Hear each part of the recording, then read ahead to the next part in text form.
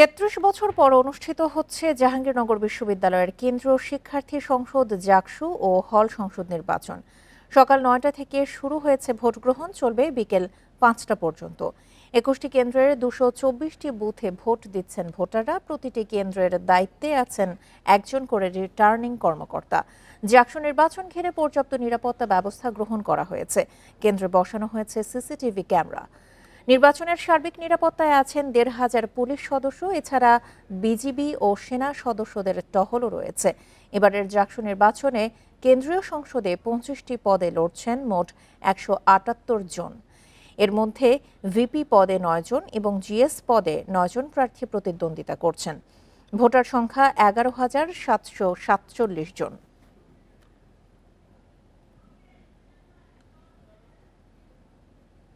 নির্বাহী ম্যাজিস্ট্রেট রয়েছেন ৮ জন, ৭ platoon BGB রয়েছেন, ৫ প্লাটুন আনসার রয়েছেন এবং বাংলাদেশ সেনাবাহিনীও আমাদের সাথে থাকবেন। প্রত্যেকের কাছে আমি বডি অন ক্যামেরা দিব, যিনি কমান্ডার। জাকসু নির্বাচনের আরো খবর জানাতে আমরা চলে যাচ্ছি আমাদের সহকর্মী মাহমুদ শরীফের কাছে। শরীফ, আমাদের এই জাকসু নির্বাচন হতে যাচ্ছে দীর্ঘ ৩৩ বছর পরে, সবশেষ বিস্তারিত আপনার কাছে কি তথ্য আছে জানাবেন। ধন্যবাদ তোমা। ছাত্র জনতার গণ অভ্যুত্থানের পর থেকে আমরা দেখেছি যে বিশ্ববিদ্যালয়গুলোর ছাত্র সংসদ নির্বাচনের দাবিতে ছাত্রদের পক্ষ থেকে দাবি ওঠে এবং সেই প্রেক্ষাপটে আমরা দেখলাম যে একদিন আগেই ডাকসু নির্বাচন হয়েছে। ডাকসু নির্বাচনের একদিন পরে আজকে জাকসু নির্বাচন। এই নির্বাচনে আমরা যতটুকু জানি যে ভিপি পদে লড়ছেন ৯ জন এবং জিএস পদে ৮ জন, মোট প্রার্থী ১৭৭ জন। ডাকসু নির্বাচনের মতো জাকসু নির্বাচন নিয়েও ব্যাপক উৎসাহ উদ্দীপনা আছে জাহাঙ্গীরনগর বিশ্ববিদ্যালয়ের শিক্ষার্থীদের মধ্যে। আমরা জাকসু নির্বাচনের আরও খবর জানবো, আমাদের সহকর্মীরা আছেন জাহাঙ্গীরনগর বিশ্ববিদ্যালয়ে। আমরা শুরুতেই সেখানে যাওয়ার চেষ্টা করব, সেখান থেকে আমাদের সহকর্মীরা যুক্ত হবেন। জাকসু নির্বাচনের সবশেষ খবর জানবো। সকাল ৯টা থেকে ভোট গ্রহণ শুরু হয়েছে। এই ভোট গ্রহণ চলবে বিকেল ৫টা পর্যন্ত। আমরা শুরুতে যাব মেহেদি হাসানের কাছে। মেহেদি, কি পরিস্থিতি দেখছেন? সকাল ৯টায় ভোট গ্রহণ শুরু হওয়ার কথা, আপনি যে কেন্দ্রে আছেন সেই কেন্দ্রে ভোট গ্রহণ শুরু হয়েছে কিনা? জি, ঠিক সকাল ৯টা থেকে কিন্তু ভোট গ্রহণ শুরু হওয়ার কথা, কিন্তু আমরা দেখতে পেয়েছি যে ঠিক ৮টা ৫৫ এখানে আসলে যে ব্যালট বক্স সেগুলো কিন্তু নিয়ে আসেন যে প্রক্টোরিয়াল টিম, তারা সেগুলো নিয়ে আসেন এবং হলের মধ্যে নিয়ে যান। তো এখন পর্যন্ত আসলে হল থেকে ছাত্ররা বের হয়ে যে আসলে লাইনে দাঁড়ানো বা ভোটের যে উৎসাহ উদ্দীপনা সেটি এখন পর্যন্ত আমাদের চোখে পড়েনি। তবে আশা করা যাচ্ছে যে কিছু সময়ের মধ্যেই আসলে তারা সেই কার্যক্রম আনুষ্ঠানিকভাবে শুরু হবে এবং তাদের যে উৎসাহ এবং সেই উদ্দীপনা সেটি হয়তো আমরা দেখতে পাবো। কারণ যেহেতু সেই ১৯৯২-এর পরে কিন্তু এখন পর্যন্ত এই ভোটটি আর সংগঠিত হতে পারেনি। সেক্ষেত্রে আসলে যাদের সাথেই আমরা কথা বলেছি, যেসব শিক্ষার্থীদের সাথে কথা বলেছি, তারা প্রত্যেকে কিন্তু যথেষ্ট উৎসাহ দেখিয়েছেন, উদ্দীপনা দেখিয়েছেন এবং স্বতঃস্ফূর্তভাবে তারা এই ভোটে অংশগ্রহণ করে এই বিশ্ববিদ্যালয়ের যে পরিস্থিতি, সেই পরিস্থিতির অবকাঠামো পরিবর্তনের লক্ষ্যে তারা যে যাবে সেই বিষয়টি তারা বলেছে। আমি যদি আপনাদের একটু দেখাই আমার পেছনের দিকে, আসলে তেমন কোনো ছাত্রদের যে ভিড়, সেই ভিড় কিন্তু এখানে ঠিক অতটা লক্ষ্য করা যাচ্ছে না, কিন্তু কিছু সময়ের মধ্যেই তারা আসবে এই ধরনের একটি কথা বলা হয়েছে। কারণ এখন ঠিক ৯টা ৫ কিছু আনুষ্ঠানিকতা রয়েছে, সেই আনুষ্ঠানিকতাগুলো তারা হয়তো বা সম্পন্ন করবেন। এবং এবার যে জাকসুর ২৫টি পদে মোট ১৭৭ জন প্রার্থী লড়বেন। মোট ভোটার সংখ্যা আছে ১১,০০০ সামথিং, প্রায় ১২০০-র মতো, অর্থাৎ ১১,৮৯৭ জন। আর যদি একটু বলি যে আসলে আইন শৃঙ্খলার যে বিষয়টা, সেই বিষয়টা একটু আপনাদেরকে জানিয়ে রাখতে চাই যে সকাল থেকেই আমরা যখন আসি তখনই দেখতে পেয়েছি যে আসলে জাহাঙ্গীরনগরে বিশ্ববিদ্যালয়ে ঢোকার যে গেটগুলো কিন্তু করা নিরাপত্তা বলয় গ্রহণ করা হয়েছে। প্রায় আপনার ১,২০০ সদস্য মোতায়েন করা হয়েছে এবং তারা বেশিরভাগই ক্যাম্পাসের যে বাইরের যে গেটগুলো আছে সেই গেটগুলোতে অবস্থান করবেন, যাতে কোনো ধরনের কোনো অপ্রীতিকর ঘটনা না ঘটে, সেই বিষয়টি তারা মাথায় নিয়ে এই কাজটি করছেন।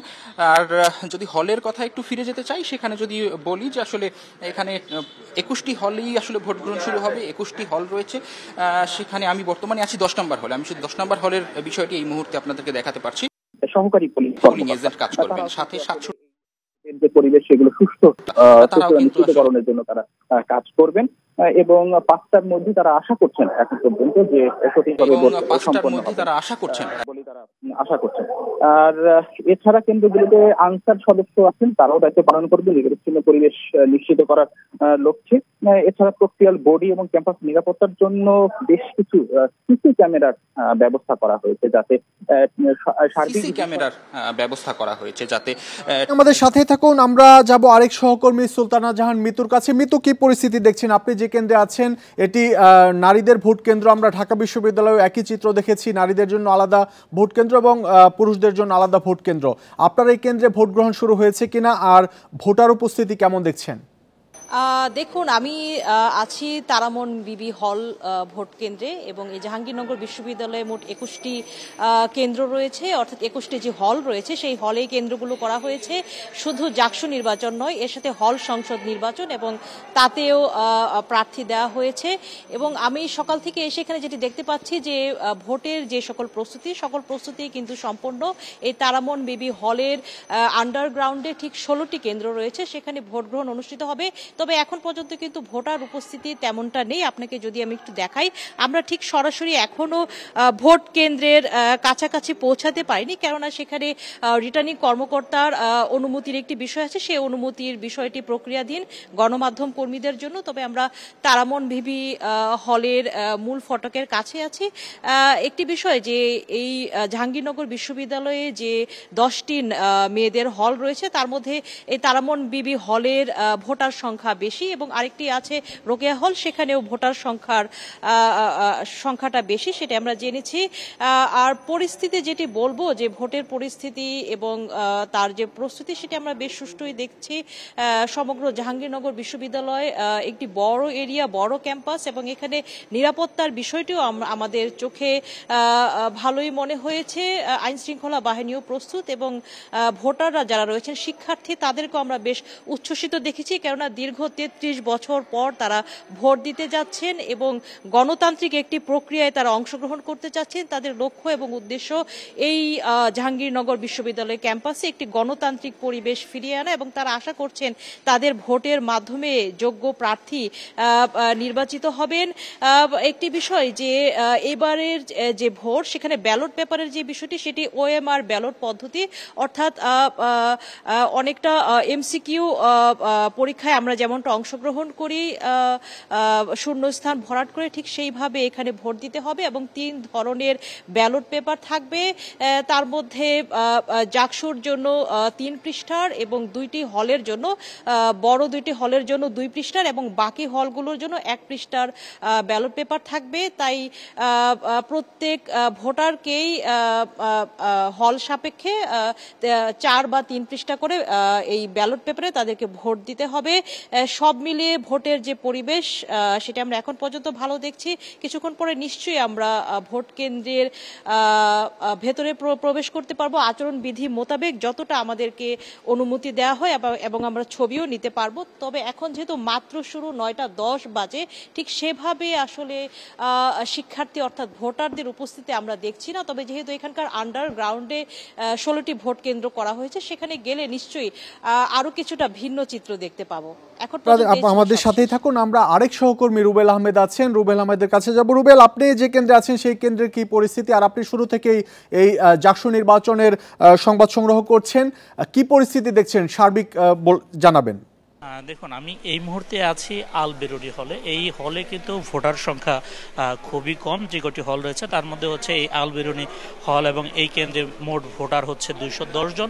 তবে 210 জন ভোটার হলেও এই আল বেরুনি হল খুবই গুরুত্বপূর্ণ একটি কেন্দ্র হয়েছে, কারণ হচ্ছে যে 2 জন ভিপি প্রার্থীর ভোট কেন্দ্র হচ্ছে এটি। একটি হচ্ছে যে ওই স্বতন্ত্র শিক্ষার্থীদের যে একটি প্যানেল রয়েছে, স্বতন্ত্র শিক্ষার্থীদের সম্মিলিত একটি প্যানেল, সেখানকার যে প্রার্থী রয়েছেন আব্দুর রশিদ জিতু, সেই জিতুর কিন্তু হল এবং কেন্দ্র হচ্ছে এটি। এছাড়া ওই বাক্সার সমর্থিত শিক্ষার্থী ঐক্য ফোরামের যিনি ভিপি প্রার্থী রয়েছেন আরিফুজ্জামান উজ্জ্বল, সেই আরিফুজ্জামানের উজ্জ্বলেরও কিন্তু এই হল কিন্তু এই আল বেরুনি, অর্থাৎ সে আরিফুজ্জামান উজ্জ্বলও কিন্তু এই আল বেরুনি হলেই তার ভোটাধিকার প্রয়োগ করবেন বলে আমরা জানতে পেরেছি। আমি এই হলের এখনকার চিত্র যদি একটু বলি, যে এখানে যারা নির্বাচন সংশ্লিষ্ট যারা রয়েছেন, যারা পোলিং অফিসার যারা রয়েছেন এবং রিটার্নিং কর্মকর্তা, তারা কিন্তু এরই মধ্যে কিন্তু তারা দায়িত্ব বুঝে নিয়েছেন। এখানে ব্যালট বক্সগুলো কিন্তু প্রস্তুত করা হয়েছে এবং ব্যালট পেপার কিন্তু 9টার আগেই প্রতিটি কেন্দ্রের মতো এই কেন্দ্রেও পৌঁছে গিয়েছে এবং হচ্ছে আপনার এখানে যে 4টি বুথ রয়েছে ভোট দেওয়ার জন্য সেটাও কিন্তু প্রস্তুত রয়েছে। তবে এখন পর্যন্ত আমার চোখে কোনো ভোটারের উপস্থিতি দেখতে পাইনি, যেহেতু যে হলের শিক্ষার্থীরা ওই হলেই তাদের কেন্দ্র নির্ধারণ করে দেওয়া হয়েছে এবং সেখানে তারা ভোট দেবেন, যার কারণে ধারণা করা হচ্ছে যেহেতু এখন একদম ভোট গ্রহণের শুরুর সময় এবং যেহেতু সকাল 9টা থেকে বিকেল 5টা পর্যন্ত ভোট গ্রহণ। দেখেছিলাম যে এই জাকসুতে যারা প্রার্থী হয়েছেন তাদের ডোপ টেস্টের একটি বিষয় ছিল, এই ডোপ টেস্টে আসলে কোনো প্রার্থী বাদ পড়েছে কিনা জানাবেন। দেখুন, শিক্ষার্থীদের এবং বিভিন্ন প্রার্থীদের দাবির প্রেক্ষিতে কিন্তু জাকসু নির্বাচন কমিশন প্রচারণার শেষের দিন তারা কিন্তু ডোপ টেস্ট করেছে শিক্ষার্থীদের। সো সেই ডোপ টেস্টের এখন পর্যন্ত যে ফলাফলটি সেটি আমরা নির্বাচন কমিশনের কাছে জানতে চেয়েছিলাম। তারা বলেছিলেন যে তাদের যে জাকসুর যে ওয়েবসাইট রয়েছে সেখানে তারা ডোপ টেস্টের ফলাফল দিয়ে দিবে। তবে এখন পর্যন্ত আমার তথ্যগত যদি কোনো ভুল না হয়ে থাকে সেক্ষেত্রে কিন্তু এখন পর্যন্ত ডোপ টেস্টের যে ফলাফলটি সেটি আমরা এখনও আনুষ্ঠানিকভাবে পাইনি এবং নির্বাচন কমিশন কিন্তু আমাদেরকে জানিয়েছেন যে ডোপ টেস্টের যদি কোনো শিক্ষার্থীর যদি মাদকাসক্তের যদি প্রমাণ মেলে সেক্ষেত্রে কিন্তু তারা তার প্রার্থিতা বাতিল করবে বলে আমাদেরকে জানিয়েছিলেন। তবে সেই ডোপ টেস্টের ফলাফল কতটুকু অগ্রগতি হয়েছে সেটি নিয়ে কিন্তু এখন পর্যন্ত পরিষ্কার হওয়া যায়নি। এটি নিয়ে দিয়ে কিন্তু প্রার্থী এবং অনেক যারা সাধারণ ভোটার রয়েছেন যারা ডোপ টেস্টের করার জন্য দীর্ঘদিন ধরেই বিভিন্ন দাবি দাওয়া জানিয়ে আসছিলেন, তাদের মধ্যে কিন্তু বিষয়টি নিয়ে একটি ক্ষোভ সৃষ্টি হয়েছে। তো দীর্ঘ 33 বছর পর জাহাঙ্গীরনগর বিশ্ববিদ্যালয়ের কেন্দ্রীয় শিক্ষার্থী সংসদ জাকসু নির্বাচন অনুষ্ঠিত হচ্ছে। সকাল 9টার পর থেকে আনুষ্ঠানিকভাবে ভোট গ্রহণ শুরু হওয়ার কথা। এরই মধ্যে যাবতীয় প্রস্তুতি সম্পন্ন হয়েছে। যদি কোনো ভোটার যদি এখন কেন্দ্রে আসে সেক্ষেত্রে কিন্তু তিনি খুব সহজেই কোনো ধরনের সমস্যার সম্মুখীন হওয়া ছাড়াই কিন্তু তিনি তার ভোটাধিকার প্রয়োগ করতে পারবে। নির্বাচন সংশ্লিষ্টরা যারা রয়েছেন তারা সামগ্রিকভাবে প্রস্তুত রয়েছেন, তারা এখন ভোটারের অপেক্ষায়।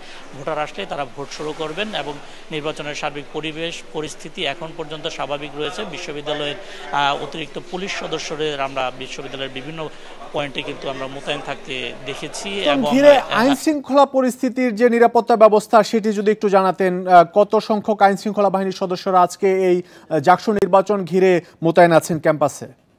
দেখুন, জাহাঙ্গীরনগর বিশ্ববিদ্যালয়ের কেন্দ্রীয় শিক্ষার্থী সংসদ জাকসু নির্বাচন উপলক্ষে 1500 পুলিশ সদস্য দায়িত্ব পালন করবে এবং এর পাশাপাশি কিন্তু 7 প্লাটুন বিজিবি এবং 5 প্লাটুন আনসার সদস্য কিন্তু ক্যাম্পাসের দায়িত্ব পালন করবে বলে আমাদেরকে জাহাঙ্গীরনগর বিশ্ববিদ্যালয় কর্তৃপক্ষ জানিয়েছেন এবং আমরা তারই লক্ষ্যে দেখতে পেয়েছি যে ঢাকা রেঞ্জের বিভিন্ন জায়গা থেকে যে পুলিশ সদস্যরা এসেছেন তাদেরকে কিন্তু ঢাকা জেলার পুলিশ সুপারের পক্ষ থেকে কিন্তু যাবতীয় দায়িত্ব বুঝিয়ে দেওয়া হয়েছে এবং বিশ্ববিদ্যালয়ে 8 জন নির্বাহী ম্যাজিস্ট্রেট দায়িত্ব পালন করবেন এবং নির্বাচন কর্মকর্তারা যারা রয়েছেন সেই ম্যাজিস্ট্রেট এবং নির্বাচন কর্মকর্তাদের নির্দেশনা মোতাবেক পুলিশ সদস্যরা কাজ করবে বলে ঢাকা জেলার যিনি পুলিশ সুপার রয়েছেন তিনি কিন্তু পুলিশ সদস্যদের দায়িত্ব বুঝিয়ে দেওয়ার সময় কিন্তু তিনি এই নির্দেশনা দিয়েছেন এবং পুলিশ সদস্যদের তিনি বিভিন্ন গেটে বিশ্ববিদ্যালয়ের যে গেটগুলো রয়েছে সেখানে অবস্থান করতে বলেছেন এবং তিনি নির্দেশনা দিয়েছেন বিশ্ববিদ্যালয় কর্তৃপক্ষের নির্দেশনা মোতাবেক। তিনি বলেছেন যে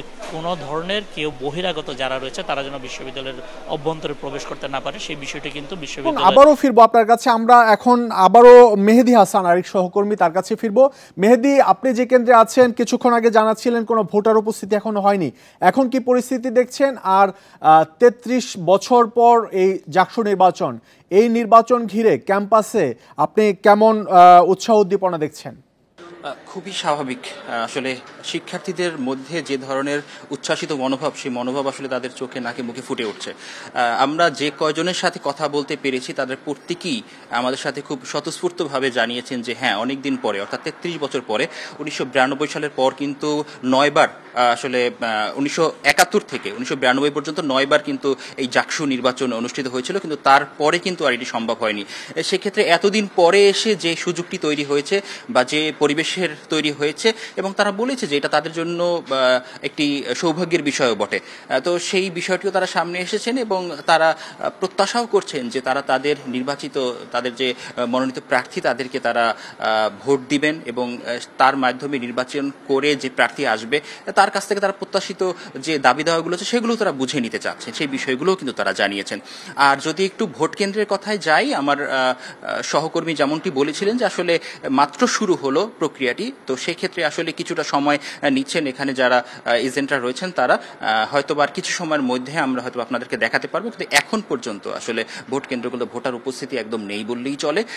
কারণ যতগুলো হল আছে প্রত্যেকটা হলেই যেহেতু এই ভোট কেন্দ্রগুলো স্থাপন করা হয়েছে, সেক্ষেত্রে আসলে এখন পর্যন্ত যেহেতু শুরু হলো মাত্র, তাদের কিছু আনুষ্ঠানিকতার বিষয় রয়েছে, সেই বিষয়গুলো তারা এখন ঠিকঠাক করছে। হয়তো বা কিছু সময়ের মধ্যে আমরা চেষ্টা করব আপনাদেরকে, যদি কোনো ভোটার আসেন তাদেরকে দেখানোর।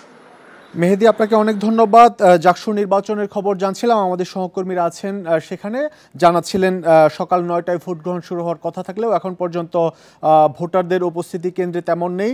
কোনো কোনো কেন্দ্রে এখন পর্যন্ত ভোট গ্রহণ শুরু হয়নি ভোটার উপস্থিতি না হওয়ার কারণে, কিন্তু বিপরীতে বিশ্ববিদ্যালয় প্রশাসনের পক্ষ থেকে সব প্রস্তুতি সম্পন্ন করে রাখা হয়েছে। ধারণা করা হচ্ছে কিছুক্ষণের মধ্যেই ভোটাররা তাদের নির্ধারিত কেন্দ্রে যাবেন এবং জাকসু নির্বাচনে তারা তাদের ভোটাধিকার প্রয়োগ করবেন। আমরা জাকসু নির্বাচনে কিছু তথ্য জানার চেষ্টা করব।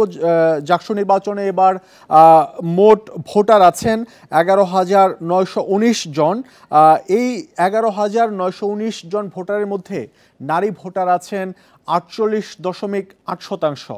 এখানে মোট 21টি কেন্দ্রে ভোট গ্রহণ হবে, 224টি বুথ আছে। আর এখানে প্রতি 200 ব্যালট পেপারের জন্য একটি বক্স নির্ধারণ করে রাখা হয়েছে।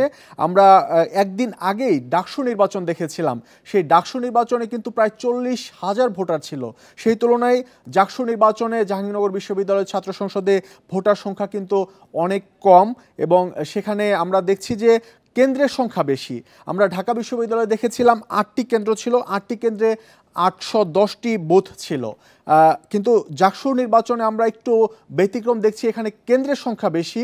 আমরা কিছুক্ষণ আগে সহকর্মীদের মাধ্যমে জানলাম একটি কেন্দ্রে আল বিরুনি হল কেন্দ্র, সেখানে 200-র মতো ভোটার, মোট ভোটার 200 তারা দেবে। আমরা জাকসু নির্বাচনে আরেকটি তথ্য জানাবো, সেটি হচ্ছে জাকসু নির্বাচনে এবার ভিপি পদে লড়ছেন 9 জন, জিএস পদে আছেন 8 জন। এর মধ্যে ছাত্রদল প্যানেল দিয়েছে, যে প্যানেলে শেখ সাদি হাসান, যিনি বাংলা বিভাগের 2018-19 সেশনের শিক্ষার্থী, তিনি ছাত্রদল প্যানেল থেকে ভিপি পদে প্রতিদ্বন্দ্বিতা করছেন। ছাত্রদল প্যানেলে আমরা জিএস পদে দেখছি একজন নারীকে দেয়া হয়েছে, জাহাঙ্গীরনগর বিশ্ববিদ্যালয়ের শিক্ষার্থী তানজিলা হুসাইন বৈশাখী। তিনি সরকার ও রাজনীতি বিভাগের 2019-20 সেশনের শিক্ষার্থী। আমরা ছাত্রদল প্যানেলে বৈচিত্র্য ঢাকা বিশ্ববিদ্যালয়েও দেখেছিলাম, জাহাঙ্গীরনগরেও এরকম বৈচিত্র্য রাখা হয়েছে, এটি ছাত্রদলের পক্ষ থেকে দাবি করা হয়েছে। ছাত্রদলের প্যানেল থেকে এজিএস পদে লড়ছেন, এখানে আমরা একটু তথ্য জানিয়ে রাখি, ঢাকা বিশ্ববিদ্যালয়ে এজিএস পদে একজন ছিল, কিন্তু জাহাঙ্গীরনগর বিশ্ববিদ্যালয়ে এজিএস পদে একজন নারী একজন পুরুষ, অর্থাৎ এজিএস পদে 2 জন করে প্রার্থী আছেন প্রতি প্যানেলেই। এর মধ্যে পুরুষ এজিএস প্রার্থী হিসেবে আছেন সাজ্জাদুল ইসলাম, তিনি ভূগোল ও পরিবেশ বিজ্ঞান বিভাগের শিক্ষার্থী, তিনি 2019-20 সেশনে অধ্যয়নরত আছেন। এই এজিএস পদে নারী প্রার্থী হিসেবে এখানে আছেন আঞ্জুমান আরা ইকরা, তিনি কম্পিউটার সায়েন্স অ্যান্ড ইঞ্জিনিয়ারিং বিভাগের 2019-20 সেশনে অধ্যয়নরত আছেন। আমরা ছাত্রদলের প্যানেলের পাশাপাশি দেখছি যে এখানে আরও বেশ কিছু ছাত্র সংগঠনের পক্ষ থেকে প্যানেল দেওয়া হয়েছে, এখানে ছাত্র শিবিরের পক্ষ থেকে প্যানেল দেওয়া হয়েছে। সেই প্যানেলটির নাম দেওয়া হয়েছে সমন্বিত শিক্ষার্থী জোট। এই সমন্বিত শিক্ষার্থী জোট এই প্যানেলের পক্ষ থেকে ভিপি পদে প্রতিদ্বন্দ্বিতা করছেন। আমরা এখন যেটি দেখানোর চেষ্টা করব সেটি হচ্ছে শিক্ষার্থী ঐক্য ফোরাম। এই শিক্ষার্থী ঐক্য ফোরামে ভিপি পদে প্রতিদ্বন্দ্বিতা করছেন আরিফুজ্জামান উজ্জ্বল, তিনি মার্কেটিং বিভাগে অধ্যয়নরত আছেন, 2017-18 সেশনে তিনি পড়াশোনা করছেন। আমরা এই জাকসু নির্বাচনে আলোচিত যে 2-1 প্রার্থীর নাম শোনা যাচ্ছে, তাদের মধ্যে তিনিও কিন্তু অন্যতম একজন, এবং তিনি ছাত্র জনতার গণ অভ্যুত্থানে সম্মুখ সারিতে থেকে নেতৃত্ব দিয়েছেন। আমরা এই শিক্ষার্থী ঐক্য ফোরাম, যেটি ছাত্র জনতার গণ অভ্যুত্থানে নেতৃত্ব দিয়েছে জাকসুতে, সেই প্যানেলে জিএস পদে প্রতিদ্বন্দ্বিতা করছেন তৌহিদ মোহাম্মদ সিয়াম, তিনি আন্তর্জাতিক সম্পর্ক বিভাগ 2019-20 সেশনে অধ্যয়নরত আছেন। এই শিক্ষার্থী ঐক্য ফোরামেও জিএস পদে এজিএস পদে কিন্তু 2 জনকে মনোনীত করা হয়েছে। এজিএস পদে আছেন পুরুষ এজিএস পদে আছেন ফেরদুস আলম হাসান, আমরা একটু দুঃখিত, শিক্ষার্থী ঐক্য ফোরামের এজিএস প্রার্থী হিসেবে আছেন জিয়াউদ্দিন আয়ান। তিনি সরকার ও রাজনীতি বিভাগের 2021-22 সেশনের শিক্ষার্থী। আমরা যে বিষয়টি লক্ষ্য করেছি যে ছাত্র জনতার গণঅভ্যুত্থানে জাহাঙ্গীরনগর বিশ্ববিদ্যালয় ঢাকা বিশ্ববিদ্যালয়ের মতো অন্যান্য বিশ্ববিদ্যালয়ের মতো গুরুত্বপূর্ণ ভূমিকা রেখেছে এবং এই গণঅভ্যুত্থানে নেতৃত্বদানকারী যারা ছিলেন তাদের সমন্বয়ে এই প্যানেল গঠন করা হয়েছে। এই প্যানেলে আমরা দেখছি যে এজিএস প্রার্থী হিসেবে মালিহা নামলাহ, তিনি আন্তর্জাতিক সম্পর্ক বিভাগ 2020-21 সেশনে অধ্যয়নরত আছেন, তাকে এজিএস পদে মনোনীত করা হয়েছে। এটি শিক্ষার্থী ঐক্য ফোরাম। এই শিক্ষার্থী ঐক্য ফোরাম ছাড়া এখানে সমন্বিত শিক্ষার্থী জোট, যেটি ছাত্র শিবির মনোনীত প্যানেল। আমরা ঢাকা বিশ্ববিদ্যালয়ে দেখেছিলাম ছাত্র শিবিরের প্যানেলের নাম দেয়া হয়েছিল অন্য একটি নাম। এখানে জাকসুতে আমরা দেখছি সমন্বিত শিক্ষার্থী জোট, এটি ছাত্র শিবিরের প্যানেল। এই প্যানেলে আরিফুল্লাহ আদিব, তিনি ভিপি পদে প্রতিদ্বন্দ্বিতা করছেন, তিনি ফার্মেসি বিভাগে অধ্যয়নরত আছেন, 2017-18 সেশনের শিক্ষার্থী তিনি। আমরা শিবিরের এই প্যানেল, যেটি সমন্বিত শিক্ষার্থী জোট, এই প্যানেলে দেখছি জিএস প্রার্থী হিসেবে মাজহারুল ইসলাম, তিনি ইংরেজি বিভাগের 2018-19 সেশনে অধ্যয়নরত আছেন, তাকে জিএস পদে মনোনয়ন দিয়েছে ছাত্র শিবির। এই প্যানেলে এজিএস পদে প্রতিদ্বন্দ্বিতা করছেন ফেরদৌস আলম হাসান, তিনি প্রত্নতত্ত্ব বিভাগ 2019-20 সেশনে অধ্যয়নরত আছেন। বরাবরের মতো এখানেও এজিএস পদে আরেকজন নারীকে দেওয়া হয়েছে। শিবিরের প্যানেলে নারী এজিএস পদে প্রতিদ্বন্দ্বিতা করছেন আয়েশা সিদ্দিকা মেঘলা, তিনি দর্শন বিভাগের শিক্ষার্থী, 2018-19 সেশনে তিনি অধ্যয়নরত আছেন। আমরা এছাড়া এই জাকসু নির্বাচনে বেশ কিছু স্বতন্ত্র প্রার্থী আছে, তারাও প্রতিদ্বন্দ্বিতা করছেন এবং এই যে মূল প্যানেল, বিভিন্ন ছাত্র সংগঠনের প্যানেল বা বৈষম্য বিরোধীদের যে প্যানেল রয়েছে, এই প্যানেলের প্রতিটি প্রার্থী কিন্তু প্রতিশ্রুতি দিয়েছেন শিক্ষার্থীদের যে আশা আকাঙ্ক্ষা তারা বিজয়ী হতে পারলে তা পূরণ করবেন। জাকসু নির্বাচন নিয়ে আমার কাছে এই ছিল সবশেষ। আমরা এখন মূল স্টুডিওতে ফিরে যাব তোমার কাছে। তোমা, ধন্যবাদ মাহমুদ শরীফ, আপনার কাছ থেকে জাকসু নির্বাচনের বিস্তারিত তথ্য জানলাম। চলে যাচ্ছে এবার আমরা পরের সংবাদে। 5 অগস্ট পরবর্তী রাজনীতির আকাঙ্ক্ষা অনুধাবনে ব্যর্থতাই ডাকসু নির্বাচনে ছাত্র দলের পরাজয়ের অন্যতম কারণ। অন্যদিকে নতুন প্রজন্মের শিক্ষার্থীদের প্রত্যাশা পূরণে পরিবর্তনের অঙ্গীকারী জিতিয়েছে ছাত্র শিবির সমর্থিত প্যানেলকে, বলছেন বিশ্লেষকরা। জাতীয় নির্বাচনের আগে দেশের সর্বোচ্চ বিদ্যাপীঠ ঢাকা বিশ্ববিদ্যালয় কেন্দ্রীয় ছাত্র সংসদ নির্বাচনে 80% বেশি ভোট শুধু অভূতপূর্বই নয়, আশাব্যঞ্জক। নির্বাচনে ছাত্র শিবির সমর্থিত প্যানেলের বিপুল জয় আর ছাত্রদলের ভরাডুবি নিয়ে চলছে চুলচেরা বিশ্লেষণ। ফলাফল ঘোষণার মধ্যেই ছাত্রদলের ভিপি প্রার্থী আবিদুল ইসলাম খান ও স্বতন্ত্র প্রার্থী উমামা ফাতেমা ইলেকশন ইঞ্জিনিয়ারিংয়ের অভিযোগ তুলে ফল প্রত্যাখ্যান করেছেন। নতুন প্রজন্মের শিক্ষার্থীদের মনোভাব বুঝতে না পারা, জুলাই পরবর্তী দলের অবস্থান ও সঠিক পরিকল্পনার অভাব ডাকসু নির্বাচনে ছাত্রদলের পরাজয়ের কারণ বলছেন বিশ্লেষকরা। পরিকল্পনা নিয়ে, আপনার প্রার্থী সিলেকশন নিয়ে, গত 1 বছরে আপনার প্রস্তুতি নিয়ে আপনি কতটা প্রস্তুত ছিলেন, আপনার প্রার্থীরা কবে থেকে জানে তারা যে নির্বাচনে প্রার্থী হবে, আপনি যাদেরকে প্রার্থী করলেন তারা কতটা শিক্ষার্থীদের মধ্যে বিরাজমান, জুলাইকে ক্যাপিটালাইজ করার জন্য পোস্ট জুলাইয়ের যে গত 1 বছর, এইটাকে বিবেচনা করা দরকার ছিল। ডাকসু নির্বাচনের ফল জাতীয় নির্বাচনেও প্রভাব ফেলবে বলে মনে করেন বিশ্লেষকরা। ডাকসু হচ্ছে জাতীয় নির্বাচনের ব্যারোমিটার এবং এর মাধ্যমে আগামী নির্বাচনের যে রিফ্লেকশন বা প্রতিফলন হবে সেটাই স্বাভাবিক অতীত হয়েছে এবং সামনের দিনগুলোতেও আমরা দেখব। ছাত্রদল যেটা করেছে সেটা হচ্ছে যে তারা অতীতের ধারাবাহিকতায় বর্তমান সময়টাকে দেখতে চেয়েছে এবং তারা সাধারণ শিক্ষার্থীদের রিড করতে সম্পূর্ণভাবে ব্যর্থ হয়েছে। গণ অভ্যুত্থান পরবর্তী রাজনৈতিক সংস্কৃতির পরিবর্তন চায় দেশবাসী, যা বুঝতে না পারা যে কোনো দলেরই বড় ব্যর্থতা বলে মনে করেন এই বিশ্লেষক। রেজওয়ানুল হক, ইন্ডিপেন্ডেন্ট নিউজ, ঢাকা। চট্টগ্রাম বিশ্ববিদ্যালয়ে ছাত্র সংসদ নির্বাচনের বাকি 1 মাসের মতো, তবে সংশোধিত গঠনতন্ত্রের নানা বিষয়ে এখনো একমত হয়নি ছাত্র সংগঠনগুলো। যদিও নির্বাচন কমিশন বলছে সবার সঙ্গে আলোচনা করেই সংশোধনগুলো চূড়ান্ত করা হয়েছে, এমন বাস্তবতায় সুষ্ঠু ভোট নিয়ে তৈরি হয়েছে সংশয়।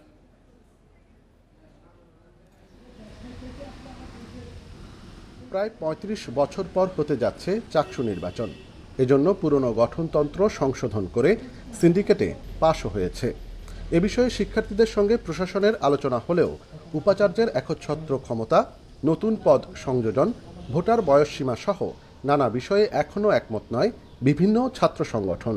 বিশ্ববিদ্যালয়ের প্রশাসনকে বলেছি সেই জায়গাগুলোতে প্রশাসনিক সংস্কার করতে, কিন্তু ইলেকশনের সামনে আমাদের এখনও দৃশ্যমান প্রশাসনিক সংস্কার হয়নি। তো সেই জায়গাগুলো যদি না হয় তাহলে আসলে আমাদের একটা আস্থার সংকট আমাদের সামনে দৃশ্যমান। এটা এখন উপাচার্য মহোদয় আছেন, তার যে একচ্ছত্র ক্ষমতা দেওয়া হয়েছে এখানে সভাপতি হিসেবে, আমরা সেটাকে ব্যালেন্স করার কথা বলেছিলাম, সেটা কোনোভাবে ব্যালেন্স করা হয়নি। এসব বিষয় রাখার কারণে অন্যান্য যে পক্ষগুলো আছে তারা মনে করছে এসব বিষয় শিবিরের পক্ষ থেকে বরং কী করা হয়েছে, তাদেরকে প্রেশারাইজ করা হয়েছে। একটা পক্ষকে জিতানোর জন্য একটা তারা করছে প্রশাসন, এবং প্রশাসন বিভিন্ন সময় বিগত আমাদের কিছুদিন আগে চট্টগ্রাম শহরে যে ঘটনা ঘটেছে ওইখানে প্রশাসনের যে ভূমিকা সব কিছুকে কেন্দ্র করে দেখে বোঝা যাচ্ছে যে একটা পক্ষকে প্রতি তারা বায়াসড। চাকসু নির্বাচন কমিশন বলছে সবার সঙ্গে আলোচনা শেষেই গঠনতন্ত্র চূড়ান্ত হয়। এক্ষেত্রে শিক্ষার্থীদের আপত্তিও আমলে নেওয়া হয়। এরপরও নতুন করে কোনো আপত্তি উঠলে তা প্রশাসনকে জানানোর তাগিদ কমিশনের। আজকে পর্যন্ত প্রণীত গঠনতন্ত্র অনুসারে নির্বাচন পরিচালনা করব এবং গঠনতন্ত্র যদি কোনো কারণে কালকে পরিবর্তিত হয় আমরা সেই অনুসারে আমাদের অ্যাকশন প্ল্যান করব। আচ্ছা, দ্বিতীয় কথা হলো গঠনতন্ত্রের পরিবর্তিত রূপ, যে সকল বিষয় নিয়ে ছাত্ররা কথা বলতেছে সেগুলো অলরেডি সংশোধন করে ওয়েবসাইটে দেওয়া আছে। আগামী 12 অক্টোবর চাকসু নির্বাচনে ভোট গ্রহণের কথা রয়েছে। এরই মধ্যে প্রকাশ হয়েছে খসড়া ভোটার তালিকা। অনুপম শীল, ইন্ডিপেন্ডেন্ট নিউজ, চট্টগ্রাম। কয়েকটি বড় বিদ্যুৎ কেন্দ্রে জ্বালানি সংকট ও যান্ত্রিক ত্রুটির কারণে কমেছে উৎপাদন, তাই দিনে ১৫০০ মেগাওয়াট পর্যন্ত লোডশেডিং হচ্ছে। বড় অংশই ভোগাচ্ছে গ্রামাঞ্চলের গ্রাহকদের। বিদ্যুৎ উন্নয়ন বোর্ড বলছে পরিস্থিতি স্বাভাবিক হতে কয়েকদিন সময় লাগবে। বিশেষজ্ঞদের মতে জ্বালানির অতিরিক্ত আমদানি নির্ভরতাই বিদ্যুৎ খাতের সংকটের মূল কারণ। সম্প্রতি গরমের তীব্রতার সঙ্গে বেড়েছে বিদ্যুতের চাহিদাও, বিপরীতে কমেছে উৎপাদন। মঙ্গলবার রাত ১১টায় দেশে বিদ্যুতের চাহিদা ছিল ১৬,৩০০ মেগাওয়াট, কিন্তু সরবরাহ ছিল ১৪,৫৬৯ মেগাওয়াট। সে সময় লোডশেডিং হয় ১,৬০০ মেগাওয়াটের বেশি। মাতারবাড়ি কয়লা বিদ্যুৎ কেন্দ্রের একটি ইউনিট যান্ত্রিক ত্রুটিতে বন্ধ, আরেকটিতে মিলছে ২৫০ থেকে ৬০ মেগাওয়াট। পটুয়াখালী রামপালের কেন্দ্র থেকেও কয়লার অভাবে মিলছে না চাহিদা মতো বিদ্যুৎ। ভারতের আদানির সরবরাহ অর্ধেকে নেমেছে। ২-৩ দিনের মধ্যে হয়তো এগুলো রিকভার করবে। রামপালের কোল অন দ্য ওয়েতে আছে, কাছাকাছি চলে আসছে সম্ভবত। মাদারবাড়িতে হয়তো একটু দেরি হবে। ইন্ডিয়া যদি তাদের যে লোডগুলো কমাইছে, আদানিতেও কমছে, এলপিজি কমছে, এগুলো যদি তারা একটু রিস্টোর করে দেয় তাহলে সিস্টেমটা ইমপ্রুভ করে যাবে। বিদ্যুৎ বিভাগের তথ্যমতে ঢাকা বিভাগে চাহিদার তুলনায় ৫% বিদ্যুৎ কম পাচ্ছে গ্রাহকরা। ময়মনসিংহে লোডশেডিং ১৪ ভাগ, সিলেটে ১৮, রংপুরে ১২ এবং কুমিল্লায় ১৪ ভাগ লোডশেডিং হচ্ছে। পল্লী বিদ্যুতের গ্রাহকরাই বেশি ভোগান্তিতে। লোডশেডিং বিড়ম্বনার জন্য নবায়নযোগ্য উৎসের বিদ্যুতের অভাব, জ্বালানি সরবরাহে ঘাটতি বড় কারণ বলছেন বিশেষজ্ঞরা। বিদ্যুৎ খাতের আমদানি নির্ভরতা 65% মতো, যেটা পুরোপুরি আনসাস্টেনেবল। এই অবস্থা থেকে আমাদের গ্র্যাজুয়ালি নিজস্ব রিসোর্সের উপর নির্ভরশীলতা বাড়াতে হবে, জ্বালানি দক্ষতা বাড়াতে হবে, যাতে অপচয় যেগুলো হচ্ছে সেগুলো আমরা কমাতে পারি এবং কম খরচে পাওয়ার প্ল্যান্টগুলোর উপর নির্ভরশীল হতে পারি।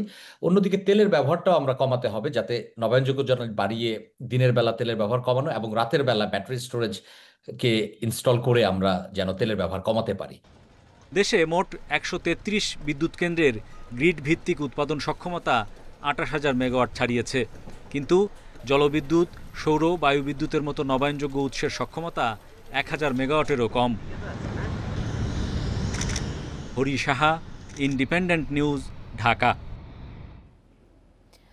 মেট্রো রেলে যাত্রীর তুলনায় পর্যাপ্ত ট্রেন না থাকায় ভিড় লেগে থাকছে স্টেশনগুলোতে।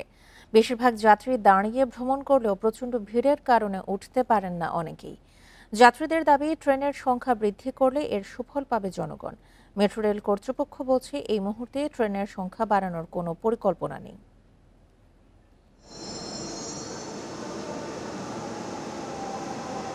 কর্মব্যস্ত নগরীতে প্রতিদিন গড়ে মেট্রো রেলে যাতায়াত করেন ৩.৫ লাখ মানুষ। তবে বিপুল সংখ্যক এই যাত্রীর জন্য পর্যাপ্ত নয় ট্রেনের সংখ্যা। প্রতিদিন ১৪টি ট্রেন ১৭৮টি ট্রিপ সম্পন্ন করলেও দিনের ব্যস্ততম সময়ে ব্যাপক ভোগান্তি পোহাতে হয়। আরও 2টা ইঞ্জিন যদি ভাড়ায় দেয় তো যাত্রীদের ভোগান্তি লাঘব হবে। এই জন্য সরকারের পদক্ষেপ নেওয়া উচিত দ্রুত গতিতে। টাইমটা যে 10 মিনিট দেওয়া হয়েছে সেটা যদি আগের মতো 6 মিনিটে নিয়ে আসা হয় তাহলে সে দেখা যাবে আমাদের অনেকেরই ভোগান্তি কম। এখানে দেখতে পাচ্ছেন 10 মিনিটের মধ্যে অনেকে চলে আসছে। ভোগান্তির অভিযোগ করে ট্রেনের সংখ্যা বাড়ানোর দাবি জানান যাত্রীরা। বলেন এর সুফল ভোগ করবে সাধারণ জনগণ। নিচের ফ্লোর দেখলাম মানুষ পুরো ভর্তি, এখানে ট্রেন আরও প্রয়োজন। এই ট্রেনে পর্যাপ্ত পরিমাণ সার্ভিস দিতে পারতেছে না। ট্রেনের সংখ্যা একটু বাড়ানো উচিত, তারপরে সবাই ভিতরে দাঁড়িয়ে ভিতরে একটা অবস্থা খারাপের মতো এরকমেরই ঠেলাঠেলি মারামারি এরকম হয়। এই মুহূর্তে ট্রেন বাড়ানোর কোনো পরিকল্পনা নেই মেট্রো রেল কর্তৃপক্ষের। তবে অপারেটর বৃদ্ধির জন্য নিয়োগ প্রক্রিয়া চলমান বলে জানান ডিএমটিসিএল এর ব্যবস্থাপনা পরিচালক। না, ওইটা এখন হবে না, ওটা আরো টাইম লাগবে, লম্বা টাইম লাগবে। এখন আমরা ট্রেন অপারেটরের জন্য অ্যাডভাইস করছি অলরেডি, এবারে আছে। এখন আমরা চাচ্ছি কোচ আগে ট্রেন অপারেটর বাড়াইতে হবে, আমাদের সক্ষম মতো বাড়াইতে হবে। কর্মব্যস্ত নগরীতে মেট্রো রেল যেন এক আশীর্বাদ স্বরূপ, কিন্তু যাত্রীর তুলনায় ট্রেনের সংখ্যা কম হওয়ায় ভোগান্তি পোহাতে হচ্ছে অনেকের। যাত্রীরা মনে করছে ট্রেনের সংখ্যা বাড়ালে এর সুফল ভোগ করবে সাধারণ জনগণ। Sajjad Hossain, independent News, Dhaka. কৃষকদের তাপজনিত অসুস্থতার ঝুঁকি কমানো ও প্রতিরোধের কৌশল নিয়ে যৌথভাবে কাজ করবে কৃষি, স্বাস্থ্য, আবহাওয়া অধিদপ্তর। 3 জেলায় উপসহকারী কৃষি কর্মকর্তারা প্রশিক্ষণ দেবেন 3000-এরও বেশি কৃষককে। মাঠে অসুস্থ হলে প্রাথমিক সেবা দেওয়া হবে স্বাস্থ্যকেন্দ্রে। দেশের প্রায় 40% মানুষ কৃষির উপর নির্ভরশীল। সাম্প্রতিক বছরগুলোতে জলবায়ু পরিবর্তনের কারণে তাপমাত্রার অস্বাভাবিক বৃদ্ধি স্বাস্থ্য ঝুঁকিতে ফেলছে কৃষকদের। তীব্র গরমের হ্রাস পায় কৃষকের কর্মঘণ্টা। এছাড়া একটানা মাঠে কাজ করায় অসুস্থ বোধ করলে তা কিভাবে মোকাবেলা করা যায় তা নিয়ে একসাথে কাজ করবে আবহাওয়া, স্বাস্থ্য ও কৃষি অধিদপ্তর। প্রথম পর্যায়ে কাজ শুরু হয়েছে সাতক্ষীরা, নওগাঁ ও রাজশাহীতে। অনেক সময় কৃষক অজ্ঞান পর্যন্ত হয়ে যায়, যেটাকে হিটের প্রভাব হিসেবে হিট স্ট্রোক পর্যন্ত হয়ে যায়। এগুলো মোকাবেলা করবার জন্য এই হিট শিল্ড প্রজেক্ট 3টা জেলায় প্রায় 3000 কৃষককে প্রশিক্ষণ প্রদান করবে এবং আমাদের 300 থেকে 350 উপসহকারী কৃষি কর্মকর্তাকে আমরা প্রশিক্ষণ দিব আইসিডিডিআরবির তত্ত্বাবধানে।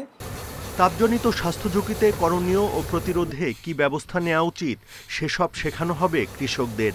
এ প্রকল্পে কারিগরি সহায়তা দেবে আইসিডিডিআরবি।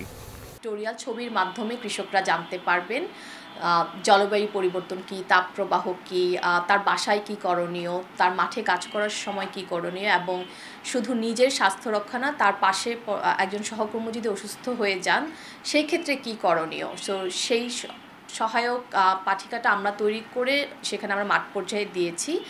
2014 থেকে 2023 সাল এই দশককে 21 শতকের সবচেয়ে উষ্ণতম দশক বলা হচ্ছে। বিশ্বব্যাংকের প্রতিবেদন অনুযায়ী বাংলাদেশের গড় বার্ষিক তাপমাত্রা 2050 সালের মধ্যে 1 ডিগ্রি সেলসিয়াস থেকে 1.5 ডিগ্রি সেলসিয়াস বাড়তে পারে। গাজীপুরে অনুমোদন ও বিধিমালা না মেনে মাত্র 1 কাঠা জমির উপর 4তলা বাড়ি নির্মাণ করছেন স্থানীয় আব্দুল আলিম। এমনকি বাড়ির চারপাশে ছাড়া হয়নি কোনো জায়গা। ঝুঁকিপূর্ণ এই বাড়িটি নিয়ে আতঙ্কে রয়েছেন প্রতিবেশীরা। পুলিশ ও সরকারি দপ্তরে অভিযোগ করেও কাজ হয়নি বলে অভিযোগ এলাকাবাসীর। মাত্র 1 কাঠা নিচু জমি, সেখানে বালু ফেলে নির্মাণ করা হয়েছে 3তলা বাড়ি। বিগত সরকারের সময় ক্ষমতার দাপটে তা করেন টঙ্গীর মাজুখানা পশ্চিম পাড়ার এলাকার বাসিন্দা আব্দুল আলিম। স্থানীয়দের অভিযোগ, ভবনটি নির্মাণে অনুমোদন বা কোনো নিয়মই মানেননি আব্দুল আলিম। ঝুঁকিপূর্ণ হওয়া সত্ত্বেও প্রতিবেশীদের বাধার মুখে এখন করছেন 4তলার নির্মাণ। এর কথা শুনে না, ডরার আগে মানে না, ইচ্ছে মতো তাই করে। আমলিকার আমলে কোনো কথা আমরা করতে পারিনি। এগুলোকে দোতলা করলে কোনো কথা ছিল না, কিন্তু উনি করতে করতে এখন 4তলা করে ফেলছে। এই বিল্ডিং যদি কোনো কারণে যদি ভেঙে পড়ে তাহলে এর খেসারত কিন্তু আমাদেরকে দিতে হবে। বিষয়টি নিয়ে এলাকাবাসী ভবন মালিকদের সঙ্গে আলোচনায় বসলেও হয়নি সমাধান, বরং তার দাবি অনুমোদন না নিলেও প্রকৌশলী দিয়ে বাড়ি নির্মাণ করেছেন তিনি। কোত্থেকে সে প্ল্যানটা নিল, এই জন্য আমরা তাদেরকে একটা সময় দিচ্ছি যে আমরা এই সপ্তাহের মধ্যে বসে এটা দেখব এবং যদি আইনের মধ্যে পড়ে তাহলে আমরা সমাধানটা করে দেবো ইনশাআল্লাহ। এটা বিদ্বেষমূলক একটা কথা, এটা তার বাড়ি হইতে একটু ছায়া পড়ছে, সে তো নিজের বাউন্ডারির উপরে ঘর করছে, আর আমি তো মোটামুটি চতুর্দিকে 2 ফুট, তার এদিক দিয়েও যে নাকি করছে তার এদিক দিয়ে আমি 20 ইঞ্চি ছেড়ে নিছি। নিরাপত্তা বিবেচনায় গাজীপুর উন্নয়ন কর্তৃপক্ষের কাছে লিখিত অভিযোগ করেছেন ভুক্তভোগী বাসিন্দারা। এছাড়া বড় দুর্ঘটনার শঙ্কায় থানাতে সাধারণ ডায়েরিও করেছেন তারা। 3 তলা বাড়ি সে যে করছে, এটা তার কোনো সরকারি যে রাজুক বা গাউক বলেন তার কোনো অনুমোদন সে নিয়ে করে নাই, সে এলাকার রাজমিস্ত্রিদের সে তাদের নকশা সেই বাড়িটা করতেছে। তো এই নিয়ে এটা একটা দুর্ঘটনা ঘটতে পারে। আর যেটা প্লাস পয়েন্ট হচ্ছে, মানে মেন যে কথাটা হচ্ছে যে এই বাড়ির যে মালিক বা মালিকের যে পরিবার তারা কেউ কিন্তু বাড়িতে থাকে না।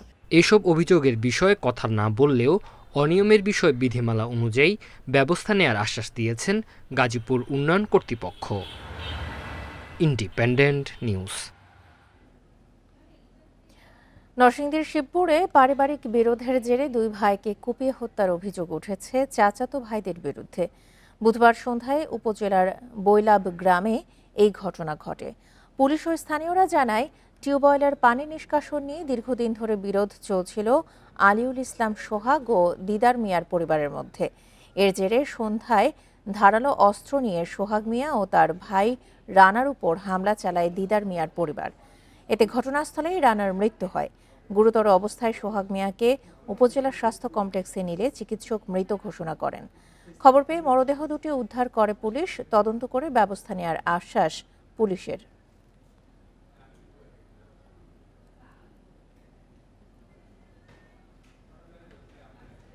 আপন চাচাতো 2 ভাইকে ছুরিকাঘাত করে যেটা বললাম বিদ্ধ করে হত্যা করে।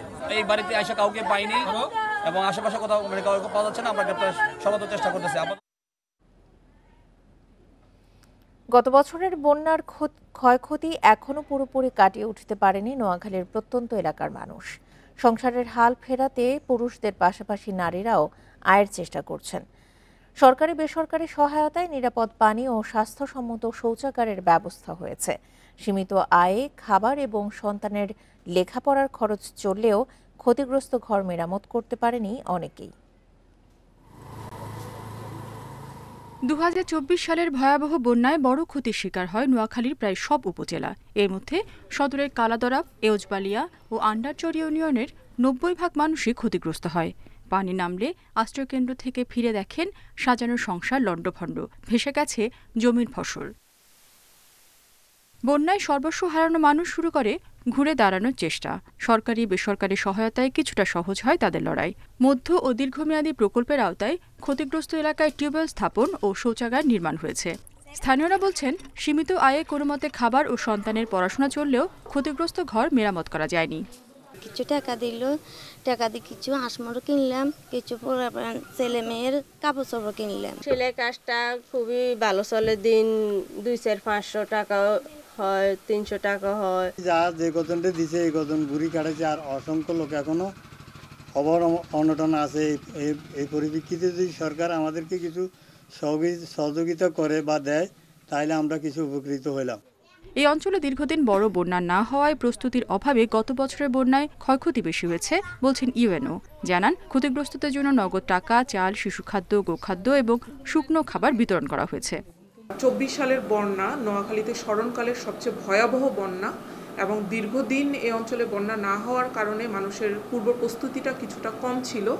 তো এখনও আসলে পরবর্তীতে বন্যা হলে কি কি জায়গায় আমাদের প্রস্তুতি নিতে হবে তার ক্ষেত্রে আরো অনেক ইমপ্রুভমেন্টের সুযোগ আছে।